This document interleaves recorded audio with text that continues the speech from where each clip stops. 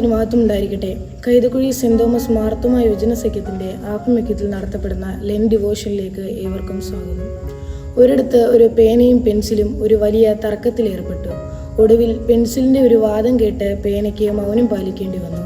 പെൻസിലിന്റെ വാദം ഇപ്രകാരമായിരുന്നു: തന്നിൽ നിന്ന് ഒരു തെറ്റ് എന്തെങ്കിലും ഉണ്ടായിപ്പോയാൽ ഇറേസർ തന്റെ മുകളിലൂടെ സഞ്ചരിച്ചാൽ അത് നിഷ്പ്രയാസം മായ്ച്ചു കളയാനായിട്ട് സാധിക്കും എന്ന് പെൻസിൽ ഒരു വാദം ഉന്നയിച്ചു.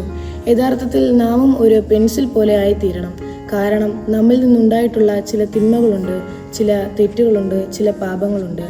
ഇവയൊക്കെ ദൈവവചനം നമ്മുടെ ഉള്ളിലൂടെ സഞ്ചരിക്കുമ്പോൾ മായ്ച്ചു കളയത്തക്ക വിധത്തിൽ ആയിരിക്കണം.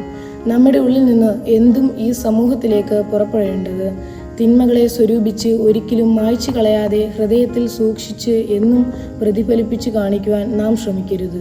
നാം നോമ്പിലൂടെ സഞ്ചരിക്കുകയാണ്. നമ്മിൽ നിന്ന് ഉണ്ടായിട്ടുള്ള ചില ദോഷങ്ങളുണ്ടാകാം, ചില തെറ്റുകളുണ്ടാകാം, ചില പാപങ്ങളുണ്ടാകാം. ഇവയെക്കുറിച്ചൊക്കെയുള്ള ഒരു ബോധ്യം ദൈവവചന കേൾവിയിലൂടെ നമുക്ക് ലഭിക്കണം. ഈ നോമ്പ് കാലം ചിലതൊക്കെ മായ്ച്ചു കളയുന്ന കാലമായി തീരട്ടെ എന്ന് പ്രാർത്ഥിക്കുന്നു.